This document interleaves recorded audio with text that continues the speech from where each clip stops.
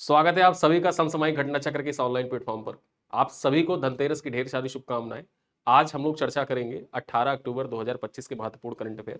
यहाँ पर बैकग्राउंड दूसरा लगा हुआ है। आज देखा जाए तो थंबनेल थंबनेल तो वही है जो डेली लगा रहता है, लेकिन आज हम लोगों ने यहाँ पर धनतेरस की शुभकामना देने के लिए आपको अलग सा टेम्पलेट लगा रखा है। आप सभी को, आपके पूरे परिवार को धनतेरस की ढेर सारी शुभकामनाएं, दीपावली की ढेर सारी शुभकामनाएं। चलिए स्टार्ट करते हैं। महत्वपूर्ण खबरें क्या है 18 तारीख की। पहली खबर क्या है? 16वां अंतरराष्ट्रीय रेलवे उपकरण प्रदर्शनी। अब ये जो 16वां अंतरराष्ट्रीय रेलवे उपकरण प्रदर्शनी है, इसके बारे में कुछ चर्चा करते हैं। यहां पर देखें तो 16वां अंतरराष्ट्रीय रेलवे उपकरण प्रदर्शनी जो है ये 15 से 17 अक्टूबर 2025 तक कहां पर इसका आयोजन किया गया? भारत मंडपम प्रगति मैदान नई दिल्ली में आयोजित किया गया। ठीक है, 15 से 17 अक्टूबर 2025 तक भारत मंडपम नई दिल्ली में 16वां अंतरराष्ट्रीय रेलवे उपकरण प्रदर्शनी IREE 2025 का आयोजन किया गया। देखा जाए तो यह भारत का सबसे बड़ा रेलवे और मेट्रो तकनीकी व्यापार मेला था, जिसे द्विवार्षिक रूप से भारतीय उद्योग परिसंघ किसके द्वारा आयोजित किया जाता है? CII के द्वारा। CII के द्वारा ही इसका आयोजन किया जाता है, जो अंतरराष्ट्रीय रेलवे उपकरण प्रदर्शनी होती है, और 2 साल पर इसका आयोजन होता है। ठीक है, यहां पर CII ने रेल मंत्रालय है भारत सरकार के सहयोग से इसका आयोजन किया था। चर्चा करें यहां पर तो इस प्रदर्शनी में रेलवे और मेट्रो क्षेत्र में तकनीकी प्रगति, नवाचार, नए उत्पाद सेवा प्रदर्शित की गई। उद्योग नेता, नीति निर्धारक, भारतीय रेलवे के अधिकारी और अंतरराष्ट्रीय प्रदर्शक इसमें सम्मिलित हुए, जिसमें locomotive, rolling stock, signalling, infrastructure और ऊर्जा प्रणालियां प्रमुख रही। यहां पर इन चीजों का प्रदर्शन किया गया। कौन कौन सी? Locomotive, rolling stock, signalling, infrastructure, ऊर्जा प्रणालियां जो थी, इनका प्रदर्शन भी किया गया। और इसी वजह से ये जो प्रदर्शनी है ये इंपॉर्टेंट हो जाती है आपकी परीक्षा के लिए। अंतरराष्ट्रीय रेलवे उपकरण प्रदर्शनी का आयोजन कहां पर किया गया? भारत मंडपम नई दिल्ली में इसका आयोजन किया गया था। चलिए आगे चर्चा करते हैं। EPFO ने शुरू की है विश्वास योजना। अब ये जो विश्वास योजना है इसके बारे में आइए चर्चा कर लेते हैं। यहां पर देखा जाए हाल ही में कर्मचारी भविष्य निधि जो EPFO है, कर्मचारी भविष्य निधि संगठन ने विश्वास योजना लॉन्च की है। इसका उद्देश्य देरी से जमा जो PF होते हैं ना, PF योगदान, उस पर दंड को कम कर मुकदमों की संख्या को घटाना है। ठीक, यहां पर चर्चा करते हैं। जो दंड की दर है वो प्रतिमाह 1% तक सीमित कर दिया गया है, जिसमें 2 महीने तक 0.5% और 4 महीने तक देखा जाए तो 0.50%। ठीक है, 0.25% 2 महीने तक, और 4 महीने तक उसके बाद देखा जाए 0.50% की ग्रेडिंग दर से लागू की जाएगी। यहां पर चर्चा करें तो यह योजना चल रहे अंतिम निर्णय वाले तथा प्री एग्जीक्यूशन मामलों पर लागू होगा और 6 महीने के लिए रहेगी, जिससे आगे 6 महीने बढ़ाया जा सकता है। चर्चा कर लेते हैं लाभ क्या होगा। यहां पर लाभ यह होगा कि यह पहल नियोक्ताओं और सदस्यों दोनों के लिए लाभकारी होगा, जिससे अनुपालन सरल होगा और कानूनी खर्च कम होंगे तथा PF की राशि तेजी से वसूल की जा सकेगी। ठीक है, चलिए आगे चर्चा करते हैं तेलंगाना के बारे में। तेलंगाना के बारे में एक महत्वपूर्ण यहां पर देखा जाए UPI। कल मैंने आपको बताया था UPI लागू करने वाला 8वां देश। कमेंट में आप बताइएगा कि वो कौन सा देश है।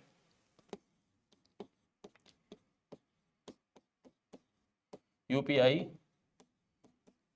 लागू करने वाला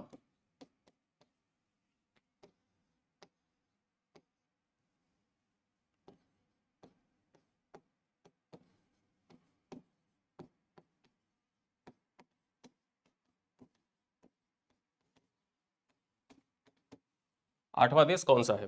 ठीक है, ये आप कमेंट बॉक्स में बताएंगे, कमेंट में जरूर बताइएगा इसका उत्तर। चर्चा करें यहां पर तेलंगाना के बारे में तो तेलंगाना ने UPI लेन देन तीव्रता में शीर्ष स्थान हासिल किया पूरे भारत में। पूरे भारत में देखा जाए तो तेलंगाना ने शीर्ष स्थान हासिल किया है जो UPI लेन देन होते हैं उसमें तीव्रता के मामले में। चर्चा करते हैं तो RBI बुलेटिन है। RBI का बुलेटिन देखा जाए हर माह प्रकाशित होता है, और RBI बुलेटिन के अनुसार देखा जाए तो तेलंगाना प्रति व्यक्ति UPI लेन देन तीव्रता में पूरे भारत में सबसे आगे। इसके बाद कर्नाटक और आंध्र प्रदेश, दिल्ली, महाराष्ट्र का स्थान रहा। पहले स्थान पर कौन? पहले स्थान पर तेलंगाना रहा UPI लेन देन के मामले में। सबसे तीव्रतर जो लेन देन है UPI का, उसमें फर्स्ट पोजीशन किसका रहा? पहला स्थान रहा तेलंगाना का। दूसरा स्थान किसका रहा? दूसरा स्थान रहा कर्नाटक का। तीसरा स्थान रहा आंध्र प्रदेश का। चौथा स्थान पर रहा दिल्ली, और 5वें स्थान पर देखा जाए महाराष्ट्र रहा। ठीक है, यहां पर देखा जाए फोन पे डेटा के आधार पर अध्ययन में छोटे छोटे भुगतान और डिजिटल अपनाने की तीव्रता को उजागर किया गया। दक्षिण भारतीय राज्य भारत में डिजिटल भुगतान परिदृश्य में सबसे आगे, हालांकि शहरी और ग्रामीण क्षेत्रों के बीच अंतर मौजूद है। दक्षिण भारतीय राज्य जो है वहां पर UPI ट्रांजैक्शन देखा जाए तो सबसे ज्यादा हो रहा है। ठीक है, लेकिन हालांकि वहां पर एक चीज देखा जाए तो अंतर पाया गया कि जो शहरी क्षेत्र है वहां पर ज्यादा यूज हो रहा है, जो ग्रामीण क्षेत्र है वहां पर कम यूज हो रहा है। ठीक है, यहां पर चर्चा करें तो तेलंगाना की यह शीर्ष रैंक कम नकदी अर्थव्यवस्था की ओर बदलाव और डिजिटल इंडिया तथा वित्तीय समावेशन की प्रगति को दर्शाता है। अगली खबर पर चर्चा करें, सीएम फ्लाइट कार्यक्रम की शुरुआत। असम राज्य सरकार के द्वारा देखा जाए तो सीएम फ्लाइट कार्यक्रम की शुरुआत की गई है। ठीक है, यहां पर चर्चा करें तो असम सरकार ने सीएम फ्लाइट कार्यक्रम शुरू किया है। इसका उद्देश्य क्या है? इसका उद्देश्य युवाओं को जापानी भाषा में प्रशिक्षित करना है और 2030 तक 50,000 उम्मीदवारों को जापान में विशिष्ट कुशल कार्यकर्ता वीजा के तहत रोजगार के लिए तैयार करना है। मतलब जो असम के नागरिक है, असम के युवा है, उन युवाओं को इस फ्लाइट कार्यक्रम के तहत प्रशिक्षित किया जाएगा जापानी भाषा में, ताकि वो 50,000 युवा तैयार हो सके और 2030 तक 50,000 उम्मीदवारों को तैयार किया जाएगा, ताकि वो जापान में या जापान से एफिलेटेड कोई कंपनी है, उस कंपनी में कार्यकुशलता के तौर पर देखा जाए उनको रोजगार मिल सके। और इसी उद्देश्य से देखा जाए तो कि फ्लाइट कार्यक्रम स्टार्ट किया गया। परीक्षा में आपसे पूछ सकता है कि पूर्वोत्तर, ठीक, पूर्वोत्तर के किस राज्य में ये जो फ्लाइट कार्यक्रम है ना, इसको स्टार्ट किया गया है। परीक्षा में से पूछ ले तो आप टिक करिएगा कि असम राज्य सरकार के द्वारा फ्लाइट कार्यक्रम स्टार्ट किया गया है। यहां पर देखा जाए पहला बैच 180 छात्रों का गुवाहाटी में प्रशिक्षण शुरू हुआ है, जिसमें भाषा, सांस्कृतिक परिचय और निर्माण, नर्सिंग केयर, खाद्य सेवाएं, आईटी जैसे क्षेत्रों में कार्य कौशल शामिल है। ये पहल भारत जापान सहयोग को मजबूत करते हुए असम के युवाओं को वैश्विक स्तर प्रदान करती है। और जीएस पेपर 2 में अगर भारत जापान संबंध से रिलेटेड सवाल आपकी परीक्षा में आता है तो एक चीज जाने रहिए कि जो पूर्वोत्तर क्षेत्र है, पूर्वोत्तर क्षेत्र को डेवलप करने में जापान का बहुत अहम रोल है। जापान ज्यादातर जो इन्वेस्टमेंट करना चाहता है वो पूर्वोत्तर क्षेत्र में करना चाहता है, और इसी दृष्टिकोण से देखा जाए तो पूर्वोत्तर क्षेत्र जापान और भारत के बीच जो संबंध है उस दिशा में भी महत्वपूर्ण है। अष्टलक्ष्मी पूर्वोत्तर को कहा जाता है। और साथ ही साथ जो असम राज्य सरकार है, असम राज्य सरकार की जो फ्लाइट योजना है, ये आपकी परीक्षा के लिए महत्वपूर्ण हो जाती है। आपसे मैं एक सवाल पूछूंगा जिसका उत्तर आप कमेंट बॉक्स में दीजिएगा। सवाल ये है, भारत का पहला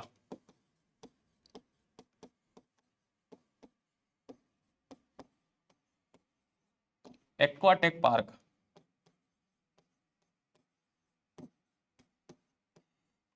कहां स्थापित किया गया है?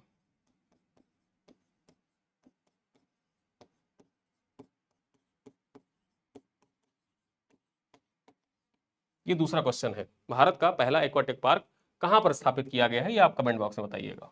ठीक है, चलिए आगे चलते हैं। ICC player of the month सितंबर 2025 के लिए देखा जाए तो आईसीसी के द्वारा player of the month declare किया गया है। किसको किसको डिक्लेयर किया गया यहां पर देखा जाए सितंबर महीने के लिए? तो अभिषेक शर्मा को और स्मृति मंधाना को।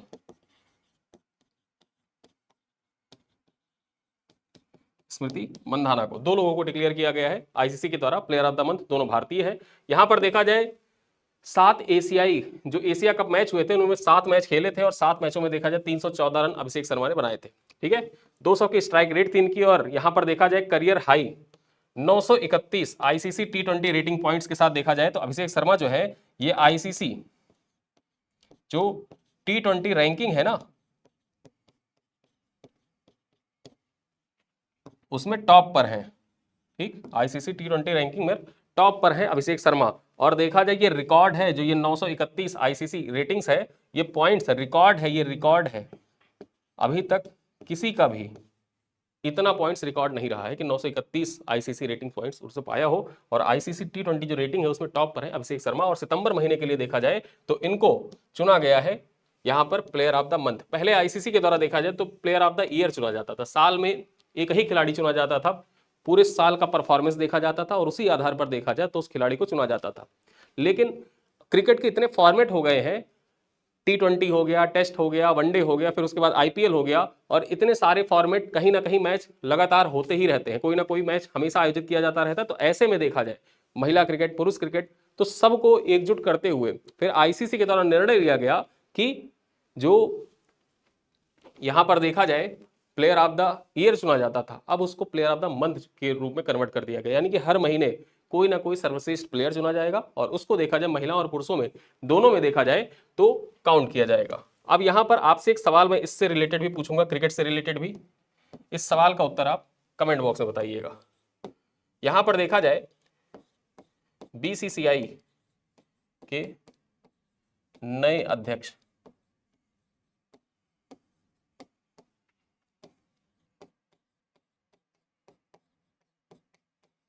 कौन बने हैं? ठीक है, यहां पर देखा जाए बीसीसीआई के नए अध्यक्ष अभी हाल ही में इनकी नियुक्ति हुई है, तो ये आप कमेंट बॉक्स में बताइएगा। चलिए स्मृति मंधाना के बारे में चर्चा कर लेते हैं। यहां देखा जाए तो ऑस्ट्रेलिया के खिलाफ ओडीआई में 308 रन इन्होंने बनाए थे। भारत का सबसे तेज शतक 50 बॉल में शतक शामिल था। यहां पर 77 की औसत से इन्होंने देखा जाए रन बनाए थे। इनके योगदान में, ठीक है, योगदान में भारत की अंतरराष्ट्रीय क्रिकेट सफलता में महत्वपूर्ण भूमिका निभाई और उन्होंने आईसीसी की पहचान मिली। ठीक है, और इसी कारण से देखा जाए स्मृति मंधाना और अभिषेक शर्मा को, दोनों लोगों को देखा जाए तो ICC player of the month के रूप में चुना गया है। इस प्रश्न का उत्तर आप कमेंट में जरूर दीजिएगा। चलिए आगे देखते हैं। भारत में जंगली हाथियों की संख्या में गिरावट दर्ज की गई है। तो भारत में जंगली हाथियों की जो संख्या है उसमें गिरावट दर्ज की गई है। प्रमुख निष्कर्ष क्या है यहां पर देखा जाए तो भारत में जंगली हाथियों की संख्या घटकर 22,446 हो गई है। एक आंकड़ा है कि 22,446 अनुमानता हो गई है, जैसा कि पहले डीएनए आधारित राष्ट्रीय जनगणना में बताया गया है। यहां पर चर्चा करें तो यह 2017 के आंकड़ों की तुलना में 18% की गिरावट को दर्शाता है। 18% की गिरावट को दर्शाता है। चर्चा करें तो सबसे बड़ी आबादी वेस्टर्न घाट्स में पाई गई है। और वेस्टर्न घाट्स में हाथियों की संख्या कितनी है? तो वेस्टर्न घाट्स में हाथियों की संख्या है 11,934। सबसे ज्यादा हाथी कहां पर पाए गए? जो पश्चिमी घाट है, पश्चिमी घाट में हाथियों की संख्या सर्वाधिक पाई गई है। यह अध्ययन संरक्षण के लिए वैज्ञानिक आधार प्रदान करता है और निवास स्थान की हानि, कॉरिडोर का टूटना, मानव हाथी संघर्ष जैसी चुनौतियों को उजागर करता है। अब देखा जाए जो मानव हाथी संघर्ष है, इसी को कम करने के लिए मध्य प्रदेश सरकार के द्वारा, ठीक, मध्य प्रदेश सरकार के द्वारा गज रक्षक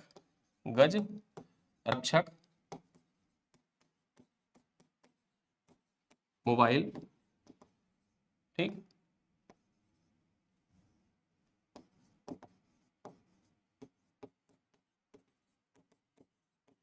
ऐप लॉन्च किया गया था। यहां पर देखा जाए जो प्रोजेक्ट एलिफेंट है,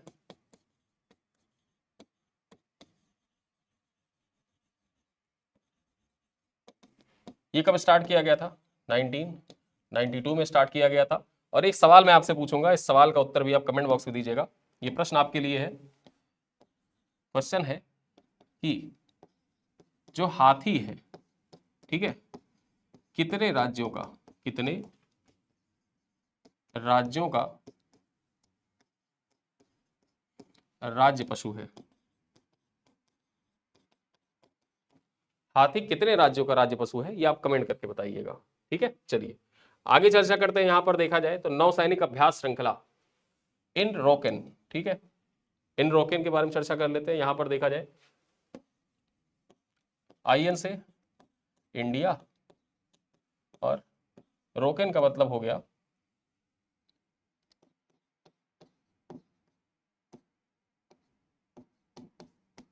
Republic of Korea navy. Republic of Korea navy जो है उसके बीच में देखा जाए इन रोकेन जो नौसैनिक अभ्यास श्रृंखला, इसका स्टार्ट किया गया, पहली बार इसका आयोजन किया गया, इस वजह से महत्वपूर्ण हो जाता है। हिंद प्रशांत क्षेत्र में समुद्री सहयोग को नई दिशा देते हुए भारतीय नौसेना और दक्षिण कोरिया की नौसेना जो है उसने अपनी पहली द्विपक्षीय नौसैनिक अभ्यास श्रृंखला एनरोकेन की शुरुआत 13 अक्टूबर 2025 को बुसाना नौसैन्य हवाई मतलब बुसाना नौसैन्य अड्डे पर दक्षिण कोरिया में किया गया। ठीक है, तो ये पॉइंट आपको याद रखना है कि जो एनरोकेन है ये किसके किसके बीच में हुआ? भारत और दक्षिण कोरिया के बीच में इसका आयोजन किया गया है। और ये पहली द्विपक्षीय श्रृंखला है, नौसैनिक श्रृंखला है। यहां पर देखा जाए नौसैनिक अभ्यास है, महत्वपूर्ण हो जाता है आपके परीक्षा के लिए। ये ऐतिहासिक अभ्यास दोनों देशों के बीच रणनीतिक साझेदारी को मजबूत करेगा, साथ ही साथ समुद्री पारस्परिकता, विश्वास और क्षेत्रीय स्थिरता को बढ़ावा देने की दिशा में एक महत्वपूर्ण कदम साबित होगा। ठीक है, चलिए आगे देखते हैं। तरुण गर्ग जो है ये हुंडई इंडिया के पहले भारतीय एमडी और सीईओ बने हैं। यहां पर हुंडई जो है, हुंडई कंपनी कारों की कंपनी है, उसके एमडी और सीईओ पहले भारतीय हैं, इस वजह से नाम इनका महत्वपूर्ण हो जाता है। नाम क्या है? तरुण गर्ग। ठीक है, हुंडई मोटर लिमिटेड इंडिया, यहां पर देखा जाए हुंडई मोटर इंडिया लिमिटेड ने एक महत्वपूर्ण मोड़ पर तरुण गर्ग को नया मैनेजिंग डायरेक्टर और चीफ एग्जीक्यूटिव ऑफिसर सीईओ के रूप में नियुक्त किया है, जो 1 जनवरी 2026 से प्रभावी होगा। मतलब 1 जनवरी 2026 से इनका कार्यकाल प्रारंभ हो जाएगा तरुण गर्ग का। ठीक है, यहां पर चर्चा करें तो यह नियुक्ति इस बात का प्रतीक है कि भारत में हुंडई के संचालन में पहली बार कोई भारतीय कार्यकारी शीर्ष नेतृत्व संभालेगा, जब से कंपनी 1996 में भारत में प्रवेश किया है। हुंडई ने भारत में कब प्रवेश किया था? 1996 में प्रवेश किया था, और 1996 के बाद से देखा जाए अभी तक 2025 तक कोई भी भारतीय व्यक्ति देखा जाए तो हुंडई का ना एमडी बना ना सीईओ बना। ये पहली बार है कि तरुण गर्ग जो है ये हुंडई के सीईओ बनेंगे। ठीक है, चलो आगे चर्चा करते हैं। इंडिया इंटरनेशनल साइंस फेस्टिवल का 11वां संस्करण, इंडिया इंटरनेशनल साइंस फेस्टिवल का 11वां संस्करण चर्चा कर लेते हैं यहां पर। तो आईआईएसएफ, ठीक, आईआईएसएफ का 11वां संस्करण 6 से 9 दिसंबर 2025 को चंडीगढ़ के विज्ञान से समृद्धि आत्मनिर्भर भारत के लिए विषय के साथ आयोजित किया जाएगा। कहां पर होगा? चंडीगढ़ में इसका आयोजन किया जाएगा। परीक्षा में से पूछे कि इंडिया इंटरनेशनल साइंस फेस्टिवल का आयोजन कहां पर किया गया वर्ष 2025 में, तो इसका आयोजन चंडीगढ़ में किया गया। किस थीम पर किया गया, किस विषय पर किया गया? तो विज्ञान से समृद्धि आत्मनिर्भर भारत के लिए। ठीक है, इसी विषय पर इसका आयोजन किया गया। आगे चर्चा करें यहां पर 2015 से शुरू यह वार्षिक उत्सव वैज्ञानिक, विद्यार्थियों, नवोन्मेषकों और आम लोगों के लिए एक मंच पर एक साथ लाता है।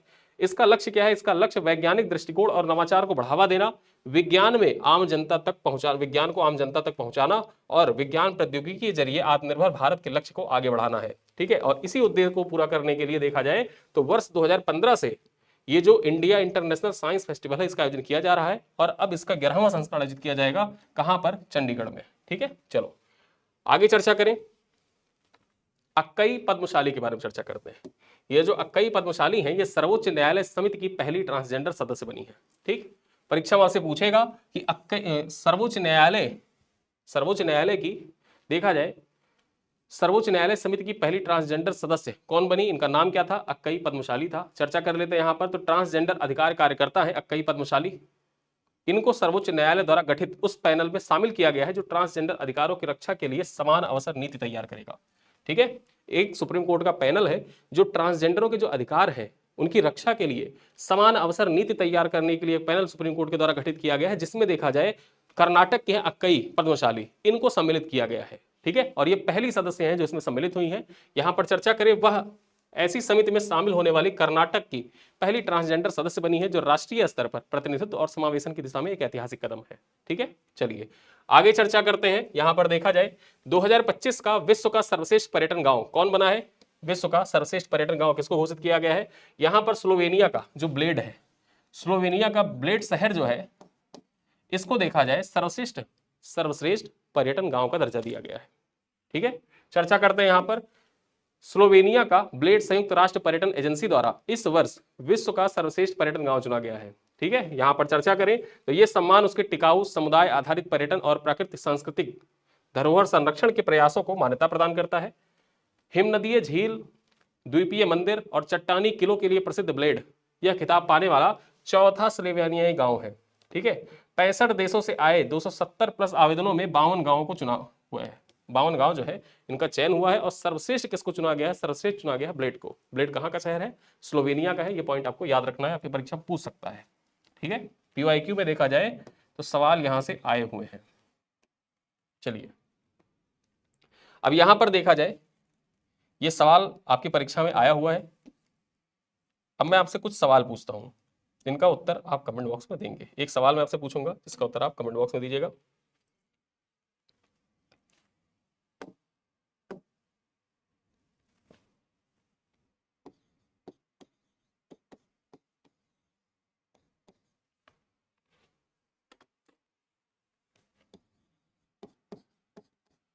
भारत का पहला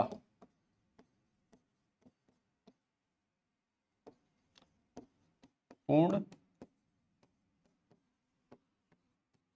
डिजिटल साक्षरता वाला राज्य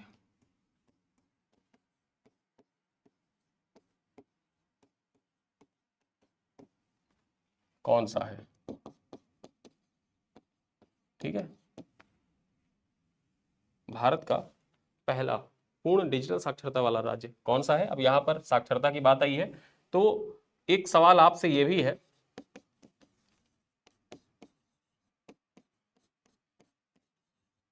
भारत का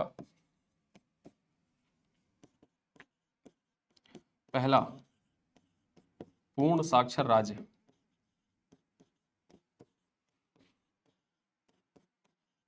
किसे घोषित किया गया था?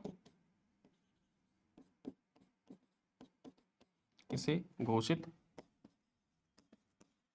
किया गया था? ये 2 सवाल हैं और साथ साथ में बीच में मैंने आपसे 3 सवाल और पूछे हैं, उन तीनों सवालों का उत्तर दीजिएगा। और आपके लिए एक सूचना ये भी है कि देखा जाए तो आज शाम को यूपी पीसीएस, ठीक है, 2025 की जो उत्तर कुंजी है,